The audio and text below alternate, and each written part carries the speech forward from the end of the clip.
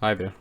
In this video we're going to take a look at three of the main data structures that you have in Python: tuples, lists and sets.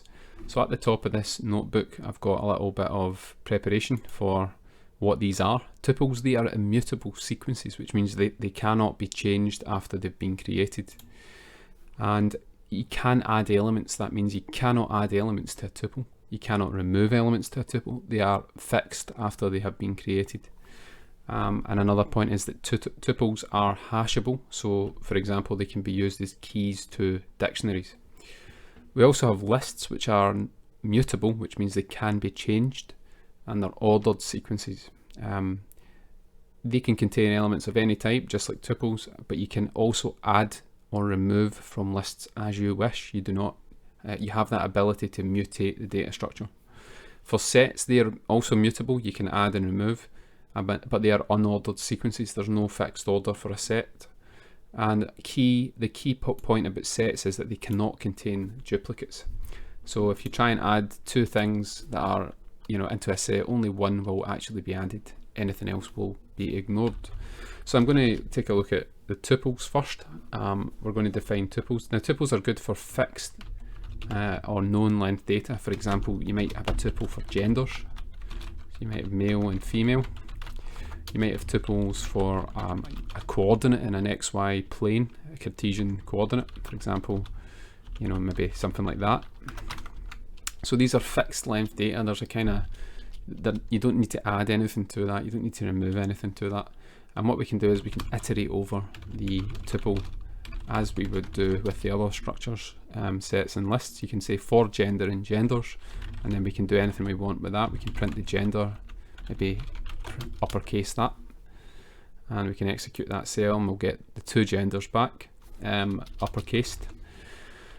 Now here's a key point about tuples. Tuples can be used as keys in dictionaries because they're hashable. So if I define a dictionary D and I say I can actually make a key called genders, and I can set the value equal to anything I want, maybe test, and then if I try and look at D,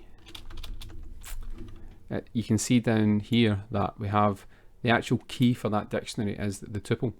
This means that tuples are, very flexible. They can be used as keys for a dictionary. The key reason behind that is that tuples can't change. So you can access the tuple as a key all the time. It's not going to change, unlike a list. So for example, a list is defined like this: 1 and 2. Let's just give it a value test2. This is going to cause an error because it says lists are not hashable. The reason they're not hashable is that at a later date that list might look like this. You might have added something, or you might have removed the 2.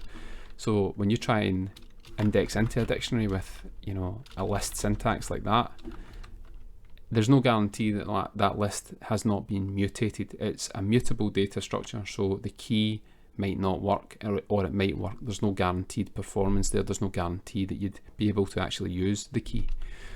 On the other hand, a tuple, like male, female, if it's a tuple, it's always going to have that representation, and you know that you can access it like that.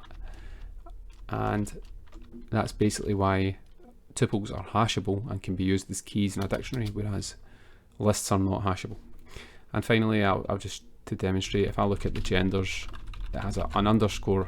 It's called a dunder method, a dunder hash method, which oops, need to remove that list as the key, but the hash method returns a number.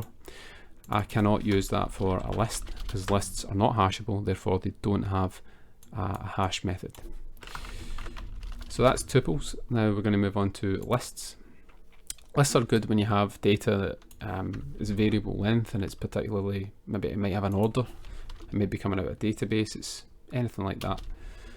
So let's say we have this list of programming languages: C, Haskell and Python. I print that. You get the three languages back in a list. This is the list syntax. You just have the square brackets, whereas a tuple has the parentheses. What I can do is, as I said, lists are mutable, so we can append an element to the list. Let's say we append Java, and I'm going to copy the print statement And we should now see that this list has actually changed, it's mutated, and we now have Java as a new element. Similarly, I can actually remove elements from the list. Let's say I wanted to remove C. Don't really like C. So remove that and print, and you see that C is gone. So again, we're mutating the list, we're changing it, and we've removed C. And finally, well, another thing you can do with a list, you can actually add more than one element at once using the extend method that's on the list. Let's say I wanted to extend that and add another couple of programming languages, Go and R, maybe Ada. If I then print that out, you see that that's now got those 3 new programming languages at the end. So that again, the list has been mutated, and you can access how many elements are in the list with the len function. You see we've got 6 here.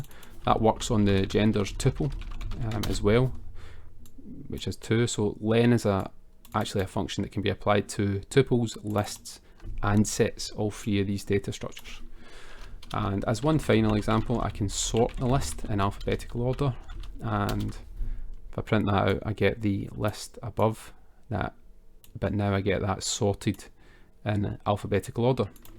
So that's an overview, a very quick overview of lists. Final data structure we're going to look at is a set.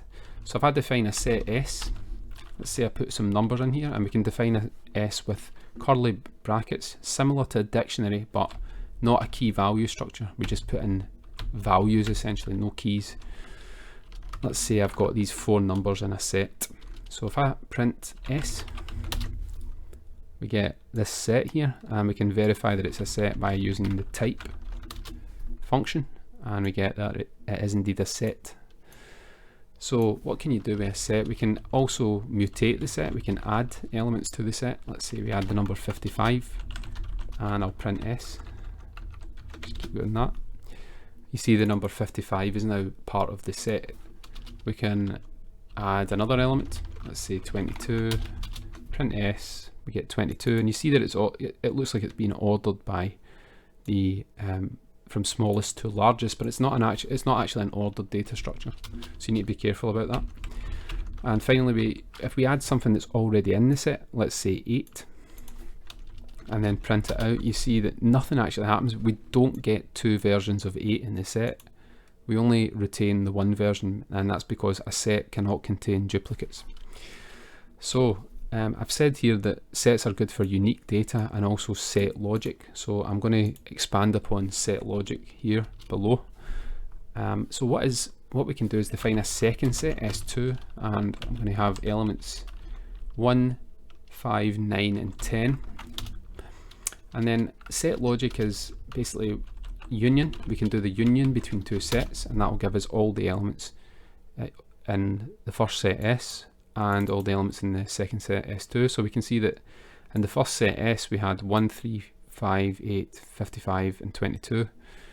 When we take the union of that, we're adding in 9 and 10 to that, because they were not in the original set but they were in S2. So the union just is basically getting everything from S1, everything from S2, and adding them together.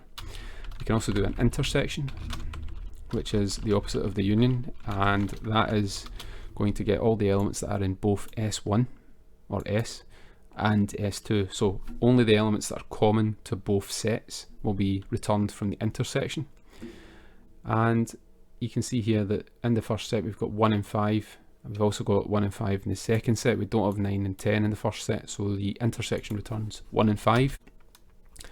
And the final set operation is the difference operation, and this returns the elements that are in set 1 that do not occur in set 2. It subtracts away basically the elements from set 1 that are also in set 2. So we can see that 1 and 5 are in set 1 and in set 2. So the difference operation will remove these 2 elements from the original set, and it will return 3, 8 and 55, and 22 as well.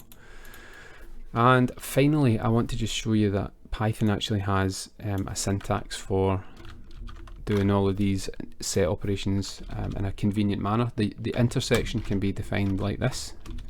You take S, which is the set 1, and S2, and that pipe will actually compute the union. It's basically like an OR statement. Whatever's in set 1 or whatever's in set 2, join them together, and you can see you get the same result back. And if I look at the intersection operation, it's an AND operation, so we need whatever's in set 1 and in set 2, and you see that we get the same result back as just using the intersection function. And finally, the difference, as you can imagine, is just simply S minus S2, and that will give you the same result back. So that wraps up this video. I'd like to thank you for watching, and if you enjoyed the video, please like and subscribe. Until next time, thank you, bye.